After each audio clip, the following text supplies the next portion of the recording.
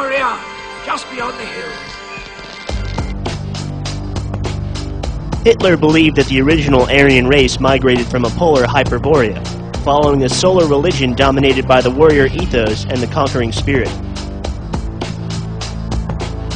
A more aberrant view of Nazi occultism comes from Miguel Serrano, a Chilean diplomat and author.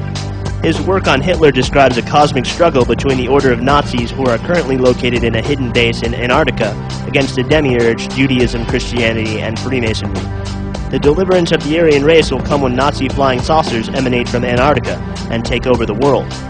Many theories have also circulated about a possible hole at the poles, where adventurers could gain access to subterranean utopias. Agartha and Shambhala are two mythical cities in Central Asia whose existence has been either literally or figuratively believed in. The Dentians of Agartha stand for worldly power, while Shambhala is the abode of mystical enlightenment. Ex-SS Nazis were brought to America by the CIA under Project Paperclip and given senior posts at NASA. NASA's Jet Propulsion Lab in Pasadena was set up by occultist Jack Parsons, a rocket engineer who was a disciple of Aleister Crowley, and who was notorious for ripping wormholes in space-time and letting interdimensional negative entities in. From the late 1940s onward, an unholy alliance of OTO devotees, Nazis, and senior 33-degree Freemasons duped the American taxpayer of billions of dollars and faked several moon missions in order to further their work on secret black-budget operations. The movie Hellboy strongly resonates with the Nazi SS theme and Jack Parson and Crowley's attempts to open interdimensional wormholes in order to come in contact with alien beings, using ancient ritual.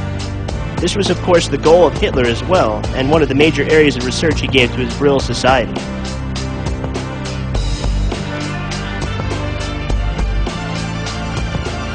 Werner von Braun, a close associate to Jack Parsons and Nazi SS scientist, who was also illegally transported to the States via the Paperclip program, took a trip to Antarctica in 1967, 2 years prior to the Apollo missions, in order to study and or collect lunar meteorites to be used as fake moon rocks, and possibly investigate Hyperborea. Because von Braun was a former SS officer, hoax proponents have suggested that he could have been susceptible to pressure to agree to the conspiracy in order to protect himself from recriminations over his past.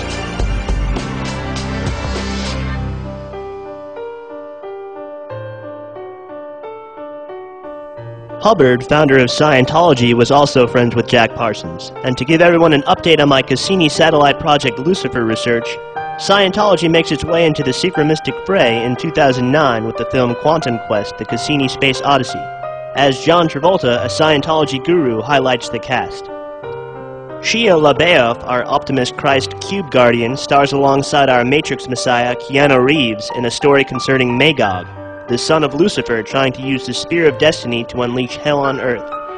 Let's not forget Magog was the nickname given to George Bush Sr. by the Skull and Bones Association. According to legend, the Spear of Destiny is said to be the spear used by the Roman centurion Longinus to poke the side of Christ upon the cross to make sure he was dead. This act fulfilled the biblical prophecy concerning Messiah, Psalm 34:20, but one of the soldiers pierced his side with a lance, and immediately there came out blood and water.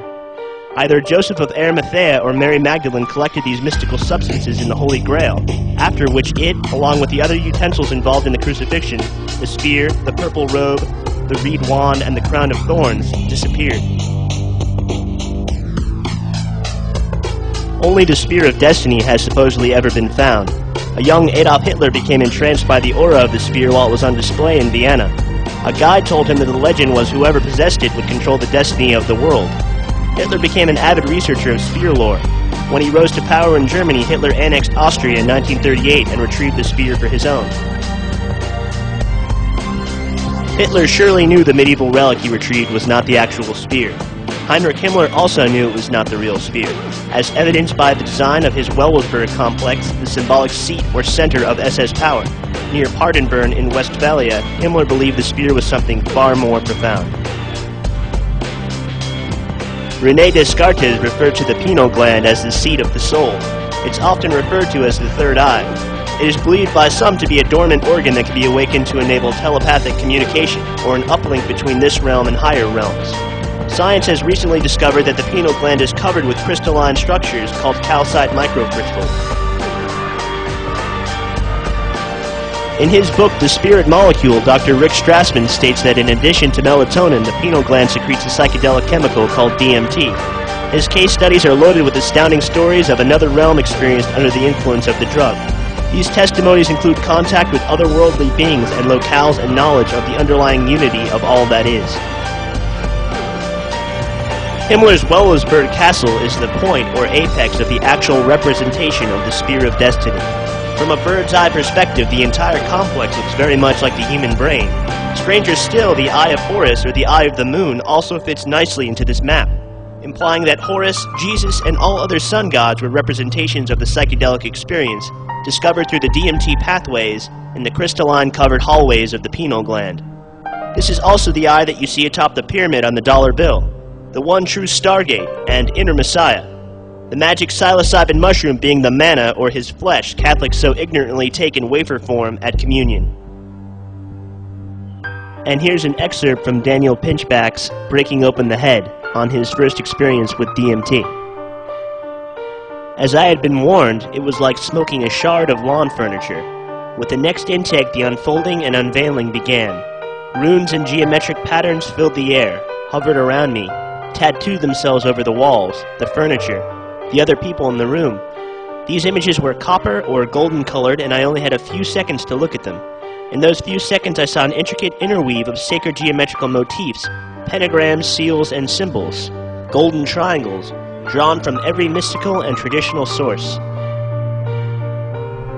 I seemed to be projecting forward at an incredible speed. At the periphery of my vision I saw twisting white columns like high-tech swizzle sticks, as if I was following a ladder or lattice up, or in or out of all of the above, to hyperspace. I had the sense of floating through a fractal tapestry, a curving and infolding plane of synthetic plastic, fantastic whiteness and gleaming colors in endless vibrant hues. This extra-dimensional realm I had pitched into was made, I felt certain, of data, of quantum equations, visible shamanic harmonics, and the self-weaving fabric of extra-dimensional superconsciousness. It was science fiction made fact. A dimension devoid of natural things, of plants and of human need, of our weak and imprecise symbol systems. DMT land was an interweave of tantric mandalas, virtual reality fantasies, stained glass areola, a 10-dimensional Walt Disney World projected into some far-fetched and far-flung future. There was in that place, rushing toward me, an overwhelming force of knowledge and sentience. I knew it was impossible that my mind on any level had created what I was seeing.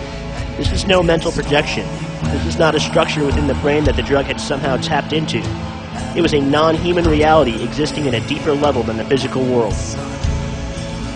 Suddenly, I was rocketing through their cities, multi-dimensional, jewel-faceted, hard, and immaterial places, where geometrical and tentacular constructions were being taken apart and reconstructed at lightning speed that I cannot recall more than a tiny trivial fraction of.